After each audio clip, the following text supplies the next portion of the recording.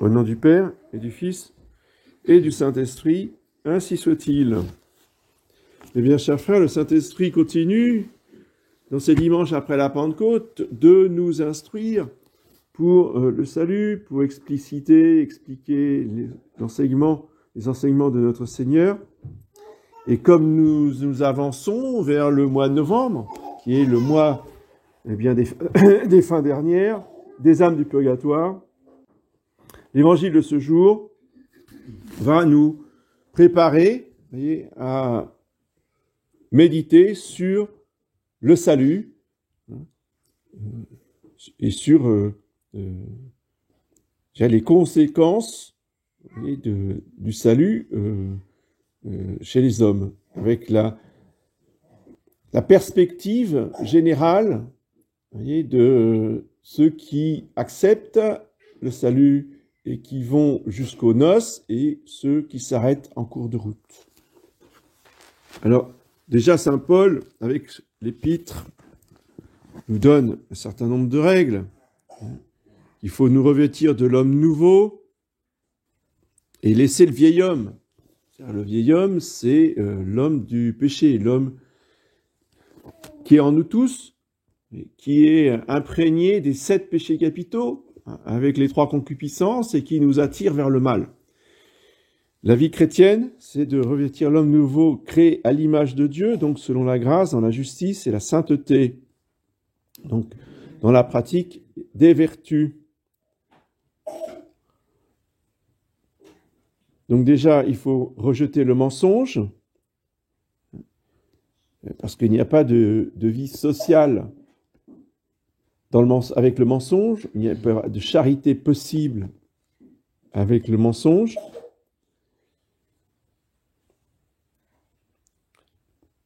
Et ici, saint Paul, remarquez-le, ne dit pas « ne vous mettez pas en colère ». Donc la colère n'est pas forcément un péché, puisqu'il a bien écrit « si vous vous mettez en colère, ne péchez point ». Donc on peut se mettre en colère et ne pas pécher, c'est ça que ça veut dire.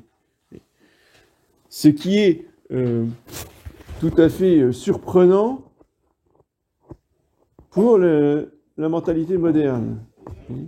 Parce que de nos jours, il ne faut jamais se mettre en colère. Il faut toujours être tout gentil. Ben non. Et ça fait des catastrophes. Et alors, évidemment, il ne faut surtout pas se mettre en colère avec ces petits-enfants qui sont si gentils, vous voyez. Sauf qu'à un moment donné, on est tous des êtres humains, et qu'à un moment donné, c'est tellement insupportable, que là, on ne se met pas en colère. On explose de colère. Et là, on commet le péché. Même si, évidemment, c'était justifié. Même si on est le père ou la mère. On peut commettre les péchés dans cette colère absolument non contrôlée parce qu'on n'a pas voulu se mettre en colère, en petite colère avant, afin de faire comprendre à l'enfant qu'il est en train de dépasser la limite. La colère vertueuse ne va pas être justement cette colère incontrôlée, cette colère passionnelle, ça va être une colère froide, juste, mesurée, mais qui va être pédagogique.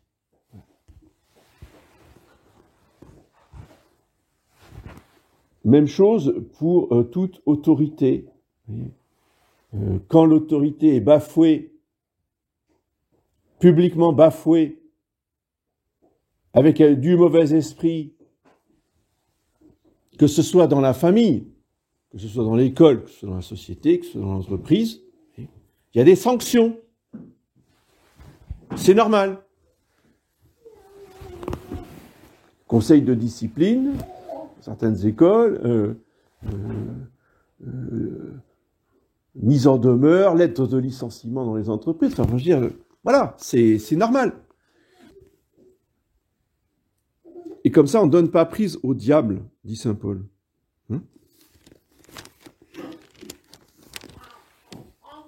Et dans l'Évangile, notre Seigneur passe en revue les différentes catégories d'hommes, voyez, qui sont appelés au salut, aux noces, au ciel. Les noces, c'est les noces de l'agneau, c'est la noce du Fils, du roi, ici, là, dans l'Évangile. Mais nous savons très bien que dans la réalité, que dans l'Apocalypse, les noces, c'est les noces de l'agneau. L'agneau, c'est le Fils de Dieu. Donc déjà, il faut être invité. Ah oui. Ça veut dire que tout le monde n'est pas invité. C'est pas... on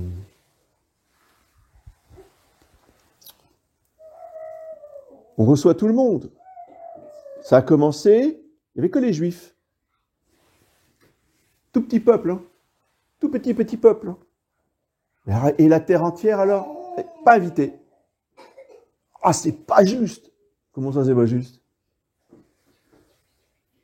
Qui je suis pour aller dire à Dieu, c'est pas juste. Si Dieu a décrété que seuls les Juifs étaient invités, seuls les Juifs étaient invités. C'est pas pour ça qu'ils iront en noces, hein. Ils sont loin d'être arrivés, mais le carton d'invitation, c'était juste les Juifs. Carton d'invitation, vous comprenez, c'est une image. Qu'est-ce que c'était le carton d'invitation? La circoncision. Pour être invité, il faut être circoncis. Ce qui ne veut pas dire que Dieu n'est pas libre d'inviter des païens. Il y avait des exceptions. Oui, il y avait quelques païens qui étaient invités. On les appelait les prosélytes. Et ils se faisaient circoncire et ils suivaient la loi de Moïse, tout en étant extérieurs au peuple juif. Ça, c'était l'Ancien Testament.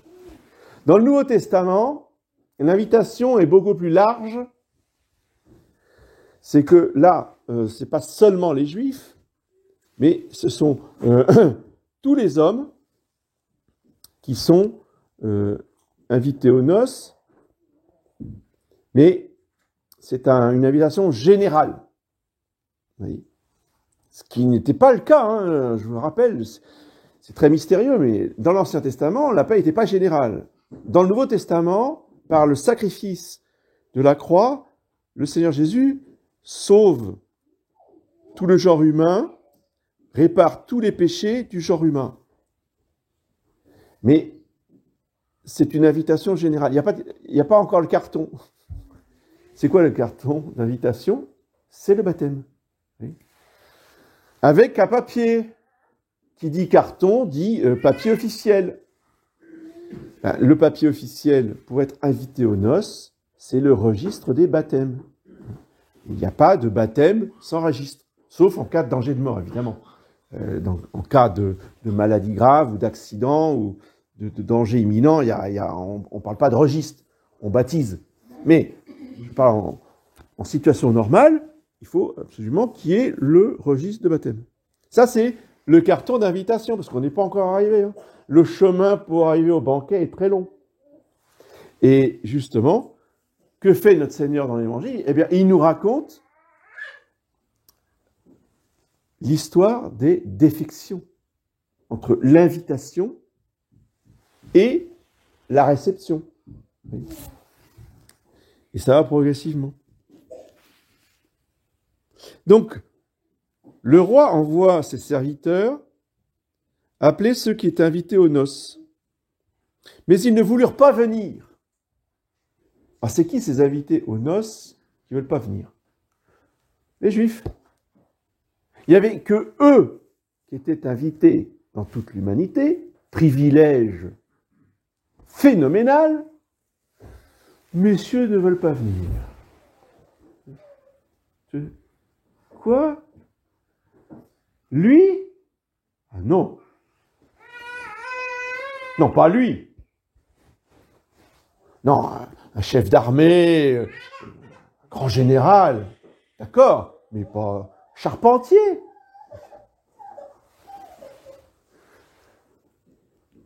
je caricature à peine. Rappelez-vous, quand il prêche dans la synagogue de Nazareth, que disent les Juifs? Quoi? Mais c'est pas le fils de Joseph? Qu'est-ce qui vient nous faire des sermons? Oui. La suite, et ils prirent des pierres pour les lui jeter. Mais lui a disparu et s'est échappé. Voilà ces invités aux noces, mais qui ne voulaient pas venir. Donc, notre Seigneur a dit, très bien, vous n'êtes plus invités, on va inviter les gentils. Il a juste inversé les invitations. Avant Jésus-Christ, ceux qui sont invités, c'est les Juifs et pas les autres. Après Jésus-Christ, ceux qui sont invités, c'est les autres et pas les Juifs. Vous pouvez me dire, attendez, il y a bien des Juifs qui sont convertis. Oui, il y a des Juifs qui se sont convertis. Mais avant, il y a des païens qui se sont convertis. Sauf que la proportion n'est pas la même. Oui, voilà. J'y peux rien, hein. C'est pas moi qui décide. Hein. Ce sont les faits historiques.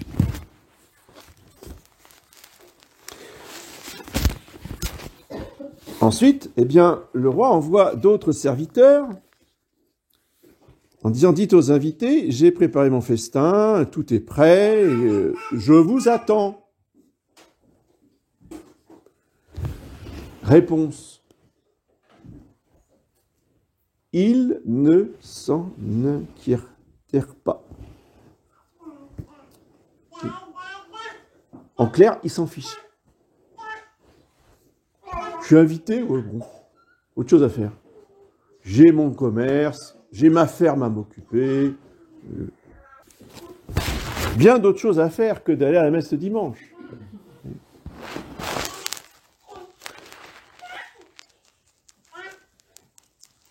Le mépris et l'oubli. Et ça, ce sont les catholiques qui ont bien été invités, qui ont bien été baptisés, voilà. Éventuellement qui ont fait leur confirmation, première communion, profession de foi. C'est terminé, fini. On verra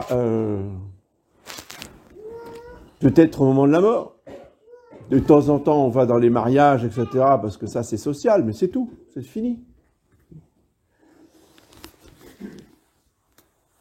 Ça, c'est les catholiques, jusqu'à ces 50 dernières années. Avant le concile, c'était comme ça. Dans les prieurés, c'était comme ça. Ah, j'étais ahuri, moi, de voir ça. Mes premières années à l'Envalée. Alors, les familles, attention, hein, les familles qui avaient quitté les paroisses et qui étaient convaincus, eux, c'était pas comme ça, justement, parce que ils étaient plus fervents. Mais moi, je vous parle des personnes qui habitaient aux alentours du prieuré et qui venaient parce que, bon, je trouvais ça sympathique. Et puis ils faisaient comme ils ont fait quand ils étaient jeunes.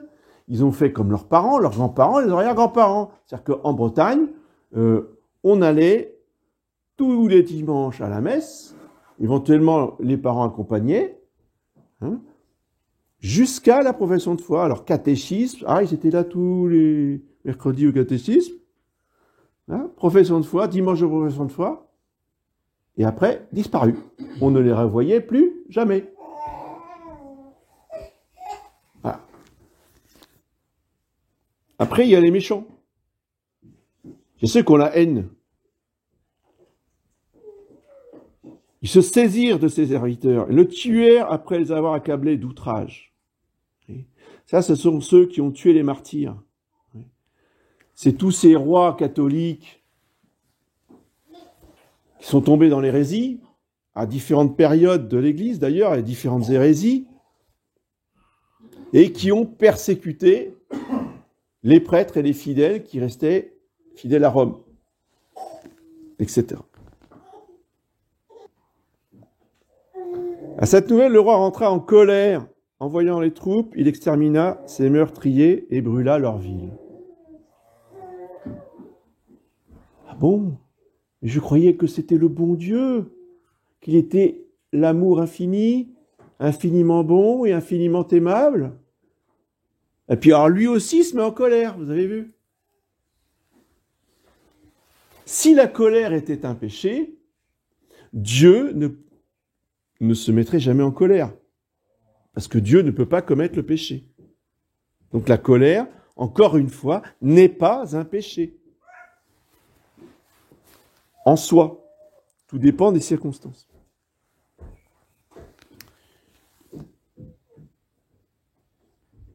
Donc Dieu peut se mettre en colère, et la colère de Dieu, c'est « je casse tout ». Il envoie ses troupes, et il extermine ses meurtriers et brûle leur ville. C'est la guerre de 100 ans, c'est la peste, c'est les famines, c'est la Révolution, c'est la Première Guerre mondiale. Tu n'as pas compris? C'est la Deuxième Guerre mondiale. Tu n'as toujours pas compris. La troisième qui arrive.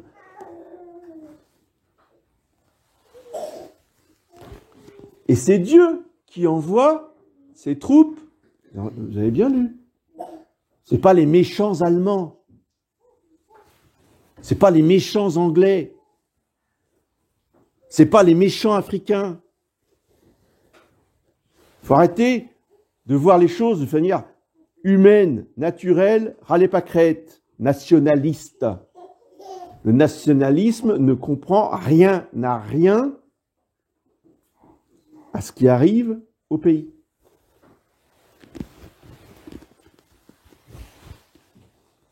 Vous pouvez mettre n'importe qui à la tête de ce pays, si on continue à ignorer Dieu, vous pouvez mettre un roi couronné, c'est magnifique, un sacre à Reims avec je ne sais quel évêque conciliaire, ça ne changera rien. On aura toujours les immigrés pour venir faire le ménage. Dans l'Ancien Testament, pareil, ça arrivait du nord, ça arrivait du sud. Alors vous aviez la Syrie, vous aviez les Babyloniens, le nord, ou alors ça arrivait du sud, par l'Égypte. Et peu importe, c'était pas les méchants Égyptiens ou les méchants Assyriens. Ces peuples-là recevaient l'ordre de Dieu d'envahir, de tuer, de massacrer et de tout casser, y compris le temple. Ne pas oublier ça. Son propre temple, il n'y en avait qu'un dans le monde. Dieu l'a cassé.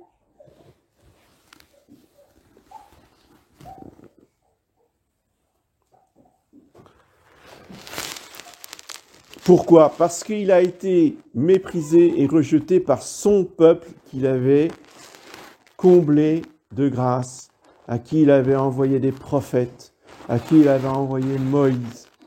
Il a fait ça à nul autre peuple. Donc quand le peuple le rejette, eh bien, Dieu casse tout. Ce que Dieu a fait pour la France, il l'a fait pour aucun autre peuple. Les miracles qu'il a fait pour Clovis avec Saint-Rémy, c'est déjà absolument incroyable et unique. Mais ce qui est encore plus incroyable, c'est qu'il nous aime tellement que au moment où nous devions disparaître sur le plan politique, c'est-à-dire que nous n'avions plus de roi, c'est l'Angleterre qui devait régner sur la France. Ce que Jésus-Christ n'a fait pour aucune autre nation, il est venu restaurer la monarchie française. Il a remis sur le trône, à coup de miracle, avec Sainte Jeanne d'Arc, le roi de France, en lui disant « Mais maintenant, c'est moi le roi.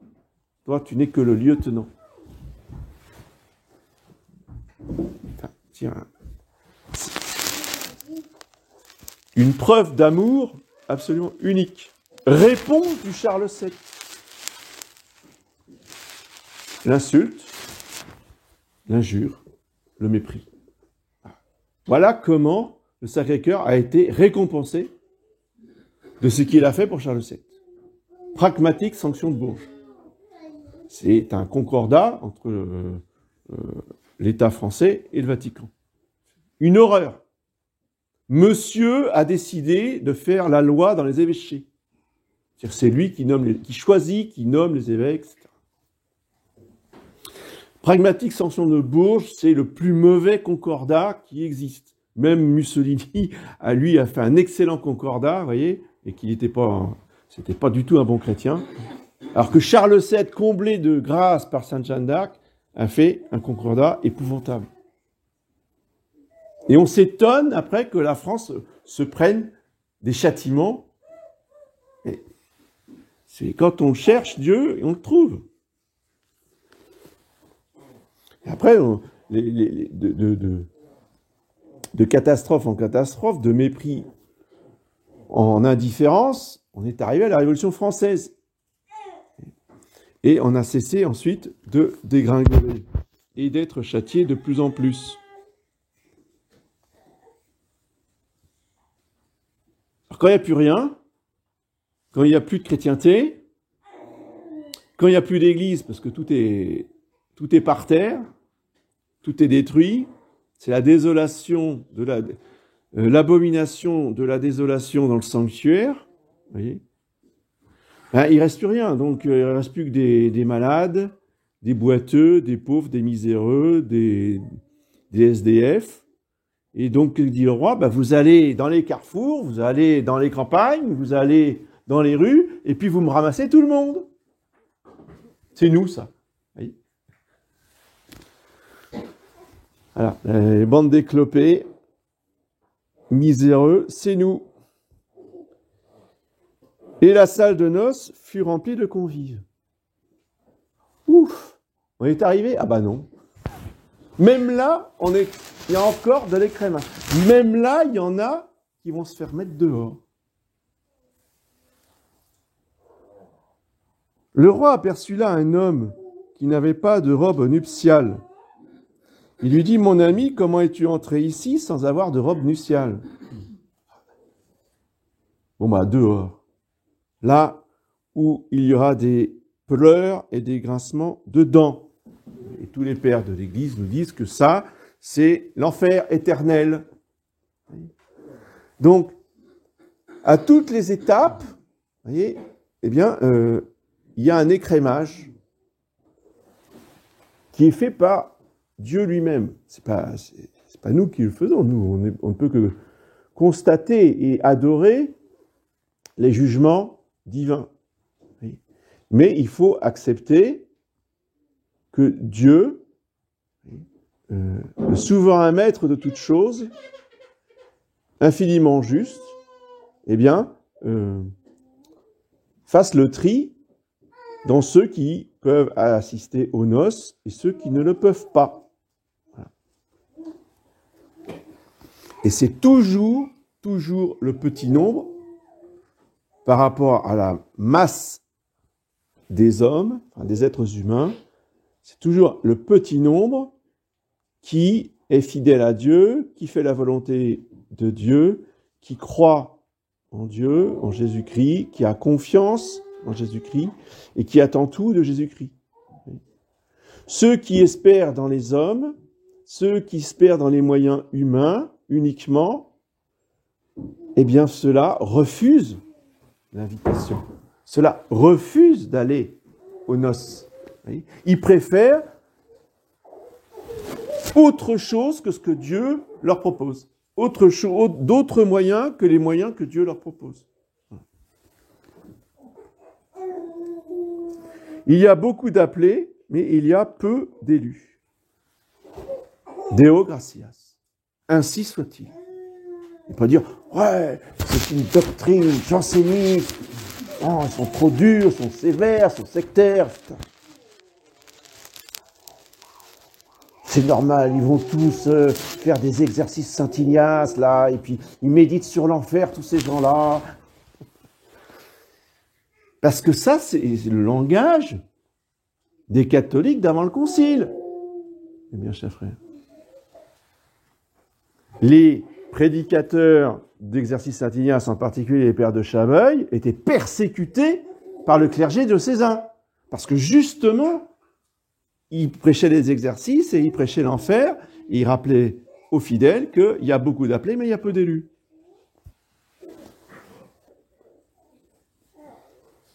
J'ai même été, je raconte ça, peut-être que un certain nombre d'entre vous connaissent déjà l'anecdote, mais je la raconte pour ceux qui ne la connaissent pas, tellement elle est hallucinante.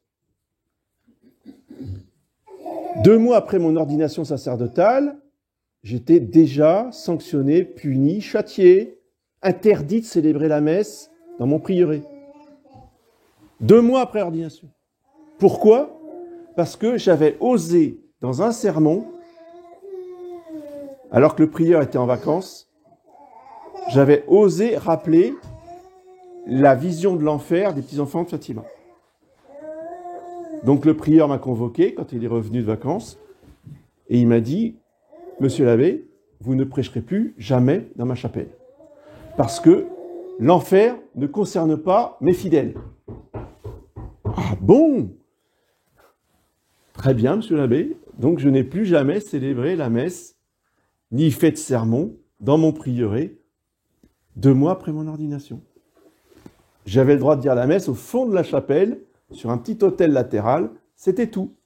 Pourquoi ? Parce que j'avais osé rappeler l'enfer aux fidèles de Nantes. Donc,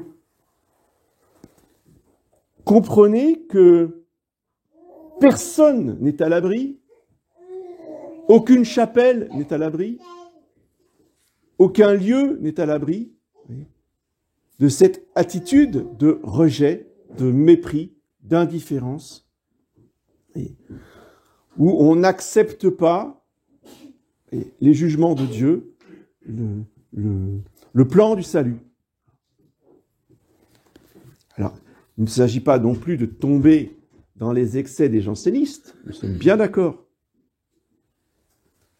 Il faut rappeler effectivement que tous ceux qui veulent, même les plus grands pécheurs, peuvent se convertir, peuvent obtenir le pardon, ils peuvent aller au ciel. Il n'y a pas de péché qui soit un obstacle en soi pour le salut. Ce n'est pas le péché qui est un obstacle. C'est le refus de la contrition, c'est le refus de la réparation. Oui, ça, mais pas le péché. Il y a des très grands pécheurs qui sont au ciel. On a eu des très grands pécheurs qui sont devenus de très grands saints, Sainte Marie-Madeleine, Saint Augustin et bien d'autres. Donc ce n'est pas le péché qui a un problème. Ce qui est le problème, l'obstacle au salut, c'est l'orgueil, c'est la méchanceté, c'est l'indifférence et le mépris. Donc prions en ce mois d'octobre la très sainte Vierge Marie, notre avocate, Notre-Dame de Fatima, justement celle qui a montré l'enfer aux petits-enfants, là où terminent les pauvres pécheurs, pour prendre le moyen du salut qui est la réparation. D'abord la contrition de nos péchés et ensuite la réparation de nos péchés. Cette réparation, il n'y a pas 36 moyens, il n'y en a qu'un seul, le sacrifice de la croix de notre Seigneur, avec donc les saintes plaies et le précieux sang, qui sont les conséquences de la crucifixion. C'est cela qui répare nos péchés, qui sauve beaucoup d'âmes et qui soulage les âmes du purgatoire. Le 5e mystère douloureux, c'est le grand mystère du salut. Et pour nous, pour les vivants et pour les âmes du purgatoire. Afin, justement, que nous allions au ciel et que nous ne tombions pas dans cet enfer éternel dont on ne sort jamais. Grâce à Notre-Dame de Fatima, nous avons cette confiance et cette espérance, mais pour ça, il faut être prêt à tout donner, à tout souffrir. Voyez, à commencer par souffrir des petites humiliations. Voyez. Seuls les humbles arriveront dans la salle du festin. Seuls les humbles arriveront aux noces éternelles.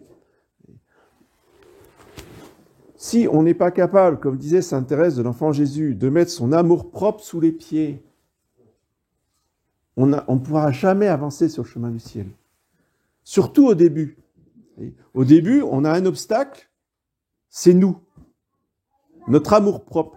Si on ne met pas l'amour-propre, si on ne le piétine pas, cet amour-propre, pour s'oublier soi-même et offrir sa souffrance à notre Seigneur pour réparer nos péchés, eh bien, on n'arrivera jamais aux noces. Ça, c'est clair, net et précis.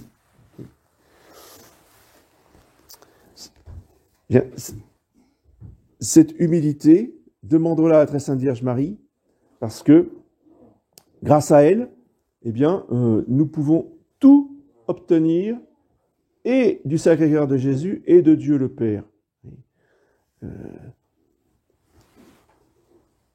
Donc, il y a la condition de tout donner, tout souffrir, jusqu'au martyr, s'il faut. Et on n'est pas encore dans la torture, hein. Les petites paroles désobligeantes, les paroles blessantes. Oui, on m'a dit ça. Oui, bon, d'accord. On n'est pas mort, hein. On n'est pas encore rendu à être torturé dans des souffrances horribles, hein. Et pourtant, si on va jusque-là, il faudra rester fidèle. Il faudra offrir ses souffrances jusqu'à la mort pour notre Seigneur. Alors, il y a cette condition-là. Et puis, il y a l'autre condition. Chercher. Il faut chercher. Parce que notre Seigneur nous dit dans l'Évangile, cherchez, vous trouverez. Frappez, on vous ouvrira. Oh ouais, mais c'est fatigant de chercher. Oh, j'ai pas envie. Oh, c'est trop loin. Oh, faut faire trop de kilomètres. Oh, puis voilà. Oui, j'ai dit, mais j'avais dit que je ferais, mais j'ai pas fait. Alors là, on est sûr de jamais arriver, hein. Faut en vouloir pour aller au ciel, hein. Faut être prêt à se démener pour aller au ciel. Et s'il faut faire 100 km, on fait 100 km pour aller au ciel. Pour aller à la messe, pour aller au pied de la croix.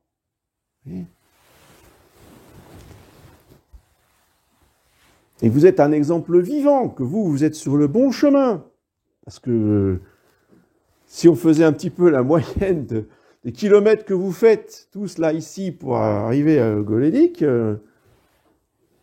voyez, et vous le faites volontiers. Mais dites-vous bien que combien de personnes extérieures qui commencent à nous connaître, qui nous découvrent, ah, c'est bien ce que vous faites, ah, on écoute vos vidéos, les vidéos sur YouTube. Ah ouais, non mais attendez, c'est trop loin là, je peux pas venir là. Alors ça, attention, je parle pas des gens qui sont malades ou souffrants, hein, je parle des jeunes en pleine forme, hein. À faire 50 km, c'est le bout du monde, hein. Ah bah non, on peut pas venir. Ces gens-là n'arriveront pas au bout, ça je peux être catégorique. Sauf s'ils se convertissent et qu'ils décident de prendre la voiture. Mais on ne se rend pas compte, mais avant les voitures,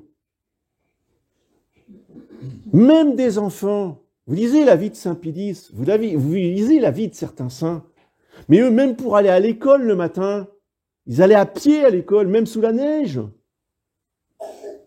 Ils faisaient 10 km à pied pour aller à la messe, mais c'était courant. Ah mais nous, ah bah non, une demi-heure de voiture, ah c'est trop loin, hein. Comment voulez-vous qu'on y arrive au salut? Ça vous fait prendre conscience qu'il y a très peu de gens qui arrivent. Parce que un petit effort, c'est pas possible. C'est trop. Dieu ne nous demande pas un petit effort. Dieu nous demande de tout donner et de tout souffrir. Et ce qui est impossible aux hommes est possible à Dieu. Surtout avec la très sainte Vierge et surtout avec Notre-Dame de Fatima. Donc, Fils.